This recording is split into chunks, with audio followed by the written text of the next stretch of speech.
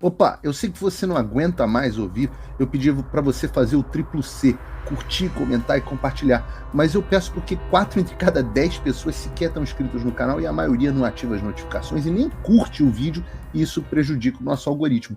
Então ajuda a gente aí. Obrigadão. Globo. Falei da militância do Globo, muito bem remunerada, né? Vamos para o assunto principal de hoje, então. Para o terrorismo tabajara. Olha o Globo. STF liga atentado a extremismo e rejeita anistia a golpistas do 8 de janeiro. Olha a manchete em destaque no Globo. Olha, um trabalho muito empenhado de militância, né? Óbvio que eles vão forçar esse elo, vão chamar de terrorismo o que juridicamente é impossível de ser enquadrado em terrorismo pelas leis brasileiras. É impossível. Mas eles não ligam mais para as leis há muito tempo. Eles estão na militância e querem dar um jeito de forçar a barra e encontrar algum elo com o Bolsonaro. Nem que seja o primo do tio, do conhecido de um empregado do tio Suquita, que se matou ou foi morto e que um dia esteve com um filho do Bolsonaro. A gente chega lá. Se procurar muito, né? Se você conhece 6 pessoas, você conhece o mundo inteiro. Então, algum elo eles vão encontrar, né? Olha a militância da Globo News. O atentado é tão sério, mas tão sério, que rapidamente provocou uma rebordosa em relação à discussão da anistia. Mas isso também precisa acontecer em relação à regulamentação das redes sociais. Estão todos eles batendo no mesmo bumbo. E é tão previsível, mas tão previsível, que é impossível quem tem algum conhecimento histórico não pensar no carro que explodiu no Rio Centro ou nas explosões em Moscou atribuídas aos chechenos na época, que ajudaram muitíssimo a consolidar o poder ditatorial do Putin. Famoso false flag, famoso Noite dos Cristais nazista. Eu não estou dizendo que plantaram o tiozão Suquita. Eu estou dizendo que tem coisas estranhas sim e que a militância não esconde a narrativa. A militância da redação do regime está trabalhando duro para justificar mais repressão e censura. Tudo pela democracia. É uma manchete do lado da outra. Uma do lado da outra. Vamos dar um zoom. O Merval falando que Bolsonaro não foi o mandante, mas insuflou o clima do golpe. Tá. A Vera Magalhães, terrorista explode farsa da anistia. Não. Vera Magalhães explode farsa do jornalismo. Essa é a manchete correta. Folha de São Paulo. Elo de atentado com 8 de janeiro depende de mais provas. E passo crucial é descobrir se houve ajuda. Aí vem. Ele enlouqueceu após Bolsonaro perder. Eduardo Bolsonaro diz haver propósito malicioso. Homem gastou 1.500 em fogos de artifício. Encontre o problema na narrativa nessa manchete. Ataque terrorista. Homem gastou 1.500 reais em fogos de artifício. Eu gastei na festa de Réveillon ano passado aqui $2.000. Não paguei sozinho, fizemos um rachuncho e gastamos R$10.000 em fogos de artifício. Não acho que o governo Ron DeSantis nos viu como terroristas. Tudo bem, é verdade que não apontamos para estátua nenhuma. Temos esse atenuante a nosso favor. E tampouco tínhamos na nossa casa também estilingue ou bolinha de gude dando sopa. Tínhamos fuzis AR-15, isso é verdade. Porque o anfitrião tem, eu tenho e por aí vai. Mas não tínhamos estilingue e bolinha de gude. Só AR-15. Então, meus amigos, o Brasil é uma piada de mau gosto. É o terrorismo tabajara. É tudo uma narrativa e não passa disso. Vamos dar um zoom numa das manchetes. Distúrbios psíquicos não afastam motivação política em atentado de lobos solitários, que não são lobos solitários, porque estão tentando encontrar alguma amizade, alguma ajuda, alguma coisa. Bolsonaristas buscam emplacar a narrativa de fato isolado, mas pesquisadores reconhecem saúde mental como fator de risco simultâneo à radicalização. Pergunta óbvia, Foice de São Paulo: isso inclui o Adélio Bispo? Quem foi o único político que realmente sofreu um atentado terrorista? O Bolsonaro. Quem cometeu um esquerdista ligado ao PSOL? Tinha log dele na Câmara dos Deputados naquele dia, para criar um álibi. Uma banca de advogados caros foi resgatá-lo. O STF impediu que tivessem acesso aos telefones desses advogados, porque tem o sigilo, nessa hora, de advogado com um paciente, com seu cliente, coisa que não existiu em casos bolsonaristas. A Simone Tebet disse: lobos nunca são solitários. Então, quem mandou matar Bolsonaro? Então, Adélio Bispo não agiu sozinho. Mas calma, porque o Brasil perdeu o pudor em tentar esconder as coisas. E o delegado que investigou, bota aspas aí, por favor, a facada em Bolsonaro, é o responsável pela investigação das explosões.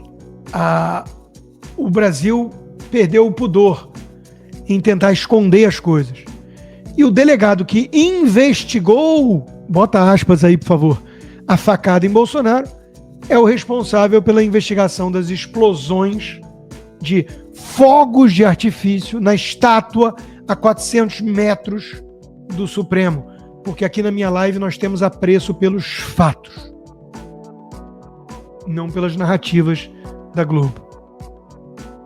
Adélio Bispo muda a narrativa pro tiozão da suquita. Atentado obriga o país a tratar radicais como radicais. Naturalidade das discussões sobre anistia era o delírio coletivo de um país que inscreveu o fanatismo na cultura política. E eles não estão falando de Boulos naturalizado como alguém apenas de esquerda disputando a eleição. Cara que pegava coquetel molotov com MTST, jogava na Fiesp. Não está falando do Lula e do PT, uma quadrilha que foi responsável pelo maior roubo aos cofres públicos da história do Brasil, do mensalão, do petrolão. Imagina. É o Bolsonaro, o radical perigoso. Olha lá, o tucano da Folha de São Paulo, Vinícius Torres Freire.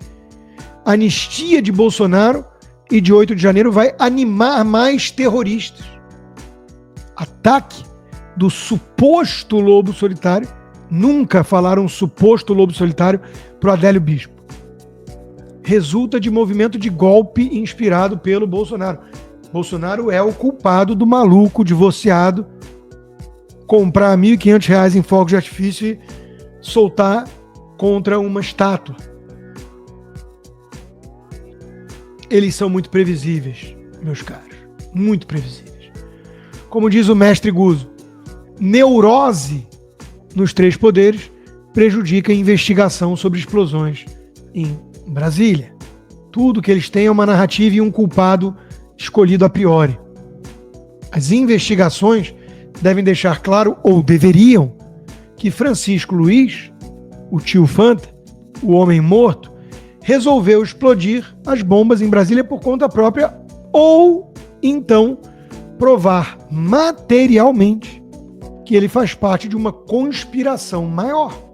Mas eles não precisam disso, porque quem bateu o bumbo foi o Alexandre de Moraes em conluio com o Barroso.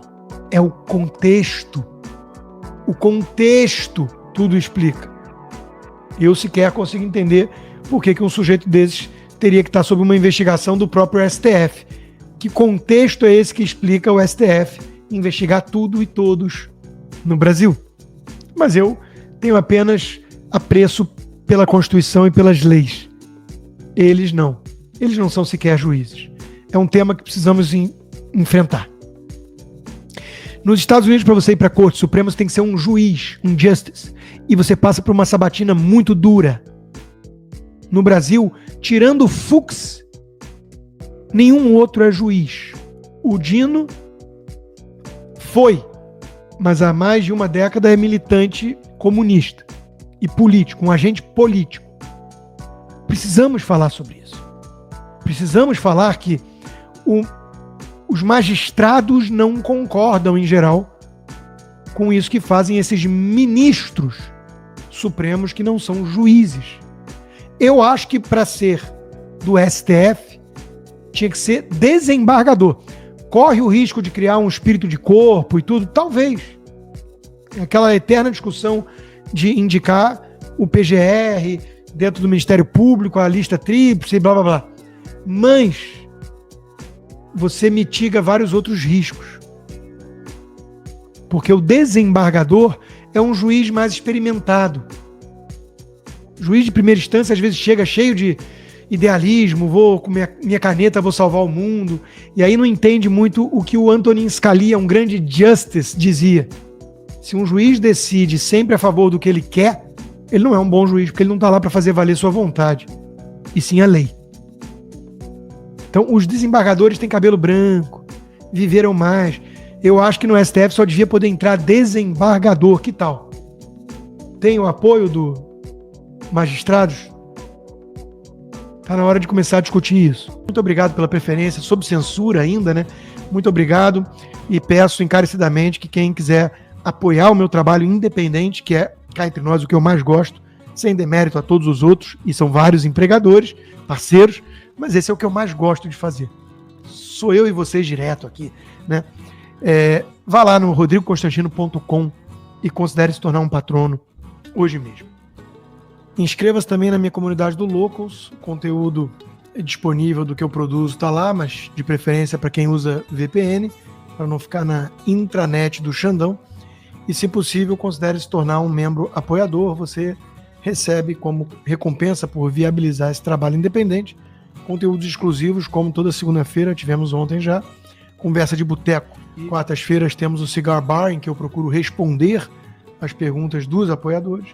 Então, vá lá no rodrigoconstantino.locals.com, inscreva-se, gratuito, e se possível, torne-se um membro apoiador. Façam o tal do triplo C. Curta, comenta, porque a integração do chat ajuda muito, e compartilhe. Você pode fazer essas 3 coisas que ajudam o algoritmo a aparecer. Mas eu não estou brincando não, pessoal. Dá uma paradinha agora de 1 segundo e clica no joinha, que às vezes essa pessoa já está acostumada a ouvir isso. Não. É importante que você faça isso, porque se você não fizer, inclusive atrapalha o vídeo. Parece que o vídeo é menos relevante.